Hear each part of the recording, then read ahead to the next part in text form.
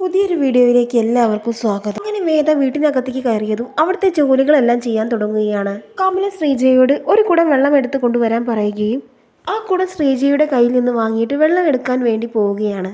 ഇത് കണ്ടുകൊണ്ടാണ് സുധാകരൻ മാസ്റ്റർ അങ്ങോട്ട് വരുന്നത്. കമലം, എന്താണ് ഇവിടെ? ആ കുട്ടിയെ കൊണ്ട് എന്തിനാണ് ഇവിടുത്തെ ജോലികളെല്ലാം ചെയ്യിപ്പിക്കുന്നത് എന്ന് ചോദിച്ചുകൊണ്ടാണ് സുധാകരൻ മാസ്റ്റർ അങ്ങോട്ട് വരുന്നത്. അത് കേട്ടിട്ട് വേദ പറയുന്നുണ്ട്, അമ്മ പറഞ്ഞതല്ല, ഞാൻ ജോലികൾ തനിയെ ചെയ്യാൻ തുടങ്ങിയതാണ്. നോക്ക്, നീ ഈ വീട്ടിൽ കയറി എന്ന് കരുതി നിന്നെ ഈ വീട്ടിലെ ഒരു അംഗമായി ഞങ്ങൾ അംഗീകരിച്ചിട്ടില്ല. ഞങ്ങൾക്ക് അംഗീകരിക്കാനും കഴിയില്ല. ഒരു പ്രശ്നം ഇല്ലാതിരിക്കാനാണ് നിന്നെ ഈ വീട്ടിലേക്ക് കയറ്റിയത്. ഈ വീട്ടിൽ ആര് വന്നാലും ഞങ്ങൾ ഭക്ഷണം കൊടുക്കും എന്നൊക്കെ മാഷ് പറയുന്നുണ്ട്. മാഷ് പറയുന്നതെല്ലാം കേട്ടിട്ട് വേദ തല കുനിച്ച് നിൽക്കുകയാണ്. ഇപ്പോൾ വൈകിയിട്ടില്ല, നിനക്ക് നിന്റെ വീട്ടിലേക്ക് പോകാം, ഇവിടെ നിന്ന് നിന്റെ ജീവിതം കളയരുത് എന്നൊക്കെ മാഷ് പറയുമ്പോൾ വേദയാണെങ്കിൽ ഒന്നും മിണ്ടാതെ തല താഴ്ത്തി നിൽക്കുകയാണ്. അതിനുശേഷം മാഷ് അകത്തേക്ക് പോകുന്നുണ്ട്. ആ സമയം എല്ലാവരും ഭക്ഷണം ആ സമയം വേദയാണെങ്കിൽ ഒരു മൂലയിൽ ഇരിക്കുകയായിരിക്കും. അവളോട് ഭക്ഷണം വേണോ എന്ന് ആരും ചോദിക്കുന്നുമില്ല. അവൾ അവിടെ ഉള്ളതായി ആരും ഗൗനിക്കുന്നുമില്ല.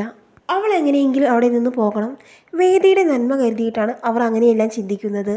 അവളോട് ആരും ഭക്ഷണം കഴിക്കാനും ഒന്നും പറയുന്നില്ല. അങ്ങനെ ഏറെ വൈകി വിക്രം വീട്ടിലേക്ക് വരുന്നുണ്ട്. മോനെ, നിനക്ക് ഭക്ഷണം തരാം എന്ന് പറഞ്ഞുകൊണ്ട് കമല ഭക്ഷണം വിളമ്പാൻ ഒരുങ്ങുമ്പോൾ ആ സമയം അവിടേക്ക് വേദ വന്നിട്ട് പറയുന്നുണ്ട്, ഞാൻ വിളമ്പി കൊടുത്തോളാം. നീ ആരാ എനിക്ക് ഭക്ഷണം വിളമ്പിത്തരാൻ? നീ ഇതുവരെ പോയിട്ടില്ലേ എന്നൊക്കെ ചോദിക്കുകയാണ് വിക്രം. ഞാൻ നിങ്ങൾക്ക് ഭക്ഷണം വിളമ്പി തന്നാൽ നിങ്ങൾ കഴിക്കില്ലേ? ഞാൻ കഴിക്കില്ല. ഇത്രയും കാലം എൻ്റെ അമ്മയാണ് എനിക്ക് ഭക്ഷണം വിളമ്പി തന്നത്. നീ ആരാണ് എനിക്ക് ഭക്ഷണം വിളമ്പി തരാൻ എന്നൊക്കെ ചോദിക്കുകയാണ്.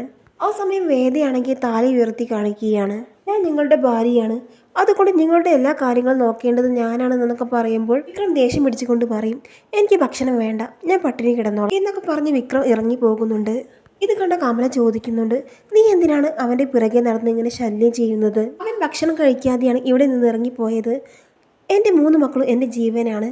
ഇങ്ങനെയൊക്കെ ചെയ്താൽ ഏതൊരമ്മയ്ക്ക് സഹിക്കില്ല എന്നൊക്കെ പറയുകയാണ്. അവൻ ഇന്ന് ഭക്ഷണം കഴിക്കാതെ പോയി, നാളെ ഈ വീട്ടിലേക്ക് വരാതിരുന്നാലോ? നീ ഇനി അവൻ്റെ പിറകെ നടന്ന് ഇങ്ങനെ ഉപദ്രവിക്കരുത് എന്നൊക്കെ പറയുന്നുണ്ട്. അങ്ങനെ രാത്രിയായി. ആ സമയം കൊതുകിൻ്റെ കടിയൊക്കെ കൊണ്ട് കിടക്കുകയാണ് വേദ. വേദയ്ക്കാണെങ്കിൽ ഉറക്കവും വരുന്നില്ല. കുറച്ച് സമയത്തിന് ശേഷം വിക്രം ഒരു കുപ്പിയുമായിട്ട് അങ്ങോട്ട് വരുന്നുണ്ട്. എന്നിട്ട് കുറച്ച് വെള്ളം എടുത്ത് കുടിക്കുകയാണ്. ആ സമയം വേദയെ കാണുന്നുണ്ട്. അങ്ങനെ കുപ്പിയുമായിട്ട് വിക്രം റൂമിലേക്ക് പോകുന്നുണ്ട്. ആ സമയം വേദയും പുറകെ പോകുന്നുണ്ട്. അത് കാണുമ്പോൾ വിക്രം ചോദിക്കുന്നുണ്ട്, നീ എന്തിനാണ് ഇങ്ങോട്ട് വരുന്നത്?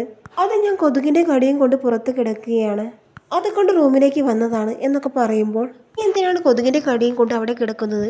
നിനക്ക് നിന്റെ വീട്ടിലേക്ക് പോയിക്കൂടെ? പറ്റില്ല, ഞാൻ ഇവിടെ കിടക്കും എന്നൊക്കെ വേദ പറയുമ്പോൾ അത് കേൾക്കുമ്പോൾ വിക്രം പറയുകയാണ്, നീ ഇവിടെ കിടന്നോ, പക്ഷെ ഒരു കണ്ടീഷനുണ്ട്. നാളെ എന്തായാലും നീ നിന്റെ വീട്ടിൽ പോകണം. ഞാൻ നിന്നെ നിന്റെ വീട്ടിലാക്കി തരാം. നീ ഇവിടെ കിടന്നോ, ഞാൻ പുറത്ത് പോയി കിടന്നോളോ എന്നൊക്കെ പറയുകയാണ് വിക്രം. പിറ്റേന്ന് രാവിലെ വേദയ്ക്ക് അമ്പലത്തിലെ പ്രസാദവുമായി മുത്തശ്ശി വരുന്നുണ്ട്. ഇതാ മോളെ, ഇത് കഴിക്കേ. എന്തിനാണ് വന്നത് എന്ന് നന്ദിത ചോദിക്കുമ്പോൾ, ഇത് മോൾക്ക് നല്ലത് വരാൻ വേണ്ടി ഞാൻ കഴിപ്പിച്ചൊരു പ്രസാദമാണ്. ഇത്രയും പ്രസാദമോ? അതെ, അന്നപ്രസാദമാകുമ്പോൾ ഒത്തിരി ഉണ്ടാവും. മോളെ, നീ മുഴുവനും കഴിക്കണം. നിനക്ക് നല്ലതിന് വേണ്ടിയിട്ടാണ് ഈ പ്രസാദം കഴിപ്പിച്ചത് എന്നൊക്കെ പറയുന്നുണ്ട് മുത്തശ്ശി. ഈ സമയം വിക്രം അങ്ങോട്ട് വരികയാണ്. എന്താ മോനെ, നിനക്ക് സുഖമാണോ എന്നൊക്കെ മുത്തശ്ശി ചോദിക്കുന്ന സമയത്ത്, അതെ, എനിക്ക് സുഖമായിരുന്നു, പക്ഷെ നിങ്ങളുടെ കൊച്ചുമകൾ ഇങ്ങോട്ട് വന്നതിന് ശേഷം എനിക്ക് കഷ്ടപ്പാടാണ് എന്നൊക്കെ പറയുന്നുണ്ട് വിക്രം. അങ്ങനെ വേദ ഭക്ഷണം കഴിക്കാനായിട്ട് ഒരുങ്ങുകയാണ്. അപ്പോഴേക്കും മുത്തശ്ശി അവിടെ നിന്ന് പോയിട്ടുണ്ടാവും. അതിനുശേഷം വേദ വിക്രമിൻ്റെ അടുത്തേക്ക് ചെന്നിട്ട് പറയുന്നുണ്ട്, അതെ, 3 ദിവസമായി ഞാൻ ഭക്ഷണം കഴിച്ചിട്ട്. നിങ്ങൾ അതേക്കുറിച്ച് അന്വേഷിച്ചോ? നിങ്ങൾക്ക് ദയയില്ലേ? ഒരു പെണ്ണിനോട് കാണിക്കുന്ന മര്യാദയെങ്കിൽ നിങ്ങൾക്ക് എന്നോട് കാണിച്ചൂടെ എന്നൊക്കെ പറയുന്നുണ്ട്. അത് കേൾക്കുമ്പോൾ വിക്രം പറയുന്നുണ്ട്, ഞാൻ പറഞ്ഞോ നിന്നോട് പട്ടിണി കിടക്കാൻ? എൻ്റെ വീട്ടിൽ നല്ല ആഹാരവും സമാധാനവും ഒക്കെയുള്ള വീടാണല്ലോ. നിനക്ക് എന്താണ് അങ്ങോട്ട് പോയാൽ? അല്ലാതെ എൻ്റെ വീട്ടിൽ ഇങ്ങനെ കയറി കൂടണോ? പിന്നെ വേദിയുടെ വീട്ടിലാണെങ്കിൽ ആകെ വല്ലാത്തൊരവസ്ഥയിലാണ്.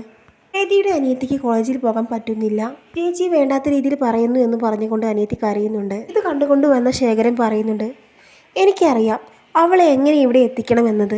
കള്ളക്കേസിൽ വിക്രമിനെ കുടുക്കി വേദിയെ കൊണ്ടുവരാനുള്ള പ്ലാനാണ് അവർ എടുത്തത്. ഈ സമയം ദർശൻ വേദിയെ കാണാൻ വേണ്ടിയിട്ട് അങ്ങോട്ട് വരുന്നുണ്ട്. പിന്നെ മാഷി ഇത് ആരാണ് എന്ന് ചോദിക്കുമ്പോൾ, ഇദ്ദേഹവുമായിട്ടാണ് എൻ്റെ വിവാഹം ഉറപ്പിച്ചത്. ആ സമയം മാഷി പറയുന്നുണ്ട്, മോനെ, നീ നല്ല പയ്യനാണ്, എത്ര മര്യാദയോടെയാണ് നീ ഞങ്ങളോട് സംസാരിക്കുന്നത്. ആ സമയം ദർശൻ ചോദിക്കുന്നുണ്ട്, ഞാൻ ഇങ്ങോട്ട് വന്നത് വേദയെ കൂട്ടിക്കൊണ്ടുപോകാൻ വേണ്ടിയിട്ടാണ്, നീ വരുന്നുണ്ടോ എന്നൊക്കെ ചോദിക്കുകയാണ്. ആ സമയം വേദ പറയുന്നുണ്ട്, ഇതാണ് എൻ്റെ ഭർത്താവിൻ്റെ വീട്, ഇവിടെ വിട്ട് ഞാൻ എങ്ങോട്ടുമില്ല. ദർശൻ എന്നോട് ക്ഷമിക്കണം, ദർശൻ മറ്റൊരു ജീവിതം കണ്ടെത്തണം എന്നൊക്കെ വേദ പറയുന്നുണ്ട്.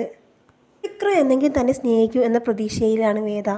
ദൈവവിശ്വാസം എന്നൊരൊറ്റ പേരിലാണ് വേദ അവിടെ നിൽക്കുന്നത്.